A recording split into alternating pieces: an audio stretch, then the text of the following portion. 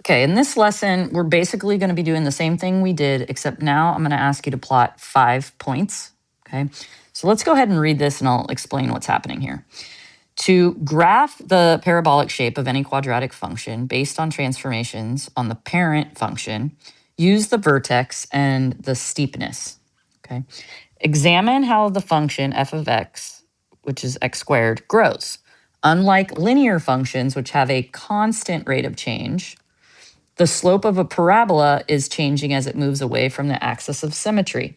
So when we were working with linear functions, if this value was changing by 1 and this value was changing by 1, then we would expect the same ratio with the next coordinate points. Here the x's go from 1 to 2, so this is plus 1, this is plus 1. So if it was linear, we would expect all the y's to be changing by the same amount. But you'll see over here, the first changes by 1, and then the next we're changing by 3, and then the next we're changing by 5, the next would change by 7, and then the next we would change by 9, etc. Okay? So if we look over here, what does that mean? Well, what that means is that as we move over 1, we go up 1. And then if we move over 1 here, we're going to go up 3. And if we move over 1 here, we're going to go up 5, right? The rate of change is increasing. So we're going to use these numbers over and over again to help us determine how steep the parabola is and what those outputs are going to be. So let's take a look at these examples. Okay, we just took a look at the original parent function.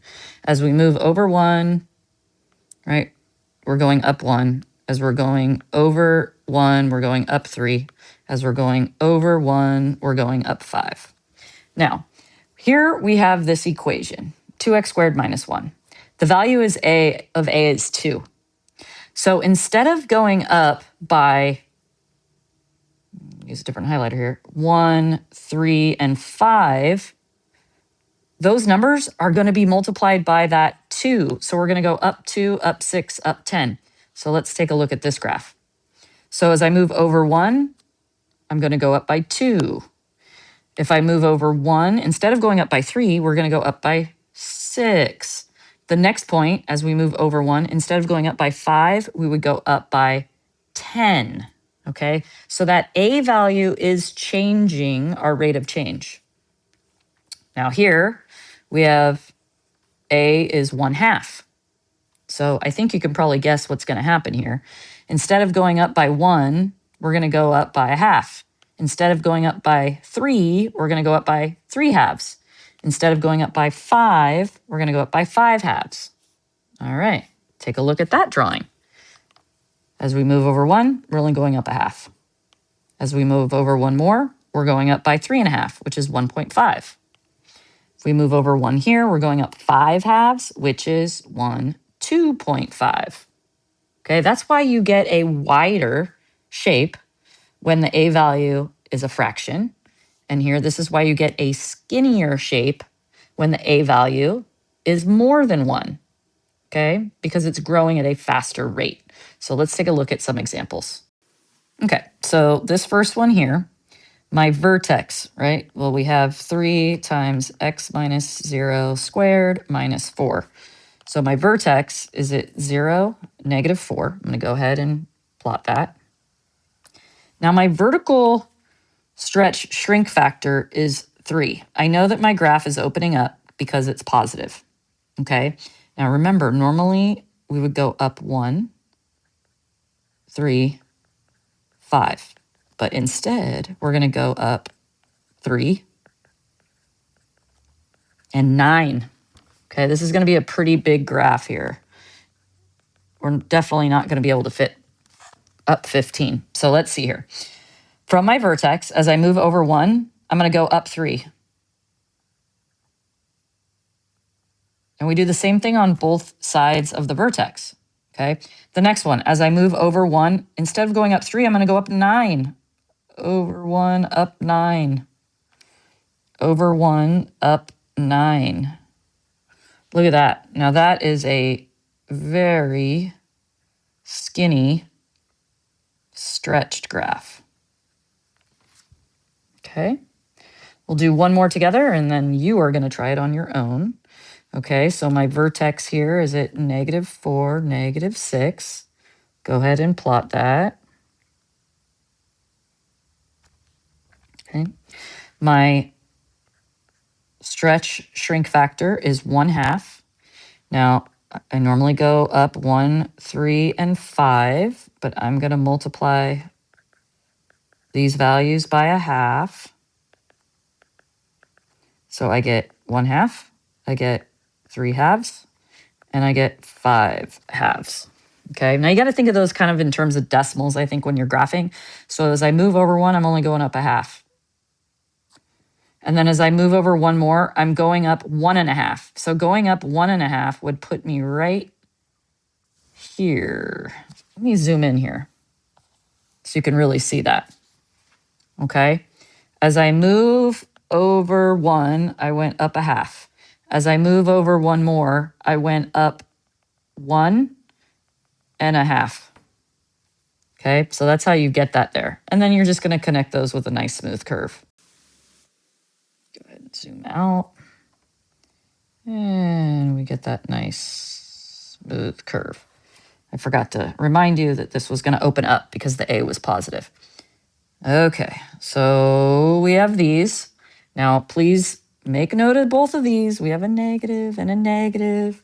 So I'm just going to remind you, these are going to open down.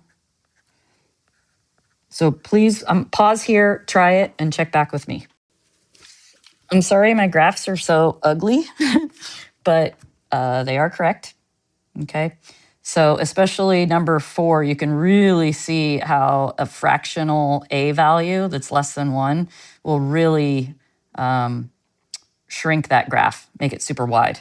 And then the other one, that 2, that -2 really stretches it and makes it skinnier. Okay, let's take a look at the next one. Okay, now these, we have our vertex form there just as a reference, and you're going to be given some transformations and you need to write the equation. So let's take a look at number 1. F of x is the parent function. Let the graph of g of x be a vertical stretch by a factor of 2. So that's going to be my a value.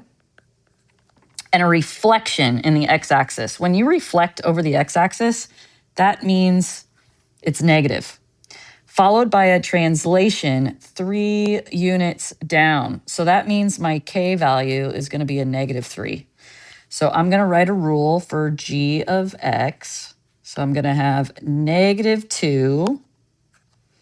And we have x, well, nothing happened. So x minus 0 squared minus 3. So you could also have it written like this, -2x squared minus 3.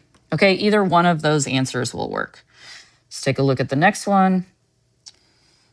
Parent function, let the graph of h of x be a vertical shrink by a factor of 1/3. So my a value is going to be 1/3, followed by a translation of 2 units left. So that means my h is going to be 2 units left. Write a rule for h of x.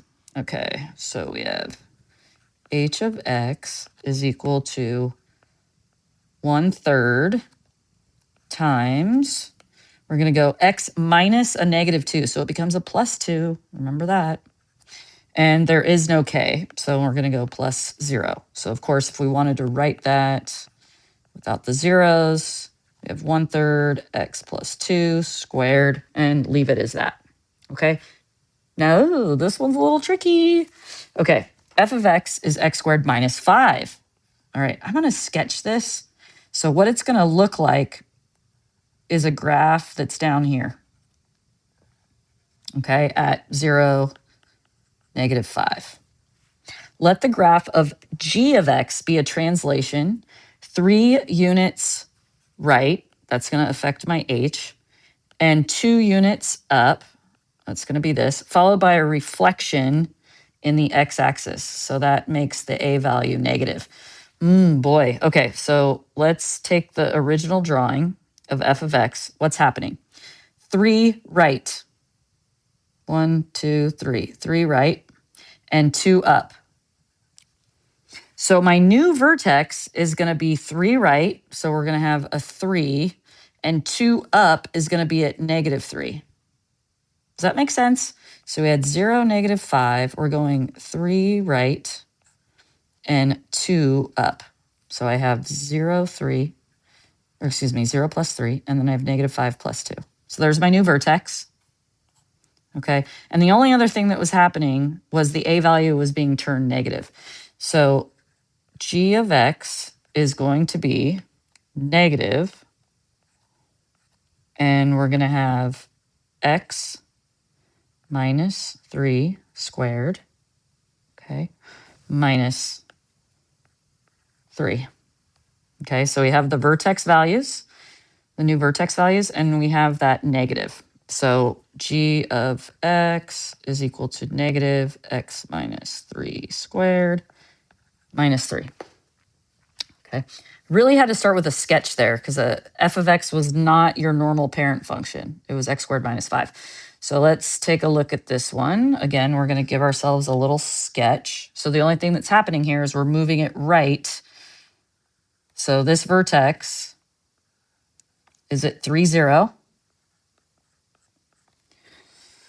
So the graph of h of x will be translated 4 units left. So we're going that way, okay?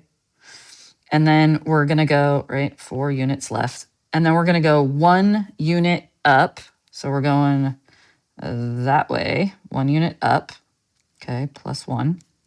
Followed by a vertical stretch factor of 2. So that's going to be my a value. So let's see here. We're going to go h of x is equal to, there's my a value. Now, let's think about my vertex. It was at 3, 0.